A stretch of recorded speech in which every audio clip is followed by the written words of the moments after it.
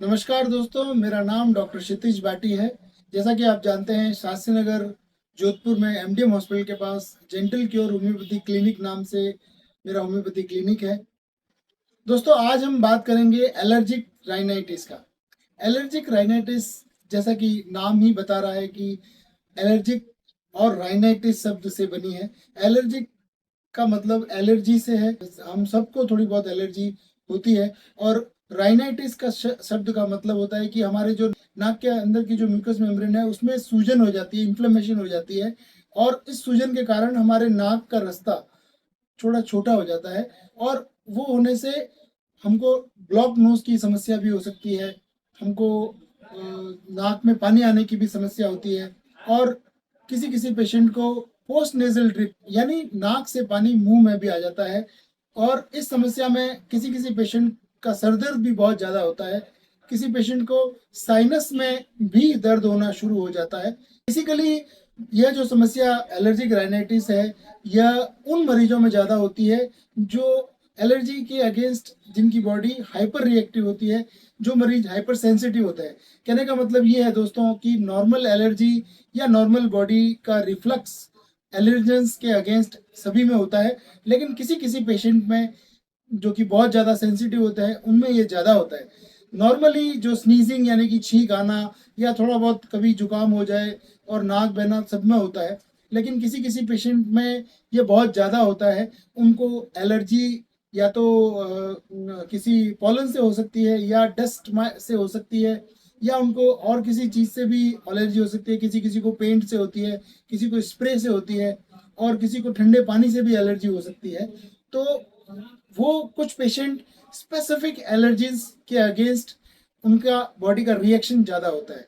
सामान्य रिएक्शन हम सबका होता है, लेकिन किसी किसी पेशेंट का स्पेसिफिक रिएक्शन एलर्जी के अगेंस्ट या एलर्जेंस के अगेंस्ट बहुत ज़्यादा होता है। उससे बेसिकली ये होता है कि जब भी कोई एलर्जेंस हमारी बॉडी में नाक के थ्रू एंटर करता है, तो नाक की म्यूकस मेम्ब्रेन में इन्फ्लेमेशन हो सकता है। वो कब होता है? जब हमको बार बार एलर्जेंस बॉडी रिफ्लेक्ट करती है, बाहर की तरफ फेंकती है। ऐसी परिस्थिति में ज़्यादा छींके आने से नाक की जो म्यूकस मेम्ब्रेन है उसमें सूजन आ जाती है, और लगातार यह समस्या रहने के कारण उसमें इन्फेक्शन भी हो जाता है।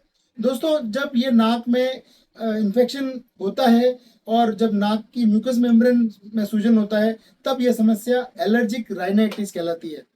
जब बहुत लंबे समय तक लापरवाही होती है और इसका इलाज नहीं होता है, और हम मरीज को जो ये सिम्टम होते हैं जिसमें उसमें आँख में पानी भी आता है, उसमें सर दर्द भी होता है, किसी भी होती है, खांसी भी होती है किसी किसी पेशेंट को। ऐसे समय में जब बहुत लंबे समय तक लापरवाही होती है या पेशेंट ध्यान नहीं देता है, तो नाक में जो एलर्जिक राइनाइटिस है उसमें इन्फेक्शन होना शुरू हो जाता है। और यह इन्फेक्शन फिर ट्रैवल कर सकता है हमारे साइनस में। जब ये साइनस में पहुंचता है, तो यह इन्फेक्शन वहाँ पर जो साइनस में फ्लूइड जमा होता है उसमें इन्फेक्शन करने लगता है।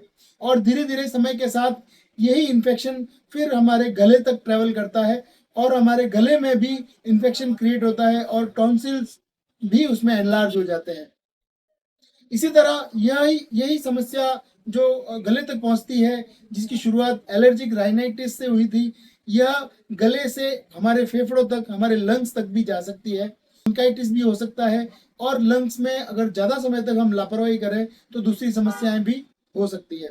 इसलिए दोस्तों, एलर्जिक राइनाइटिस की जब समस्या होती है, तो ऐसे समय में हमको तुरंत एक्शन लेना चाहिए और हमें हमारे होम्योपैथी डॉक्टर से कंसल्ट करना चाहिए। क्योंकि होम्योपैथी में इसका उपचार, एलर्जिक राइनाइटिस का उपचार बहुत ही सटीक और बहुत ही अच्छा है। बहुत सी अच्छी अच्छी मेडिसिन है होम्योपैथी में, जो कि मरीज की स्थिति, परिस्थिति, उसकी मानसिक स्थिति एवं उसकी शारीरिक परिस्थिति इत्यादि को देखकर, उसके सिम्टम को देखकर दवाइयाँ अलग अलग होती है। देखिए दोस्तों, मैं बार बार यह बात क्यों करता हूँ कि मरीज को डॉक्टर के पास, अपने होम्योपैथी चिकित्सक के पास जाकर ही दवा लेनी चाहिए। उसका कारण ये है मित्रों कि जब अलग अलग मरीज में अलग अलग सिम्टम होते हैं। किसी पेशेंट को नेजल ब्लॉक होता है, तो किसी पेशेंट में आंखों में पानी आता है, किसी पेशेंट में साइनस में दर्द होता है, तो इन सभी परिस्थितियों में, अलग अलग परिस्थितियों में, अलग अलग मरीजों में दवाइयाँ अलग अलग होती है। एक ही दवा सभी मरीजों को ठीक नहीं कर सकती। किसी किसी परिस्थिति में यह कारण भी जानना होता है कि एलर्जी किस कारण से हो रही है।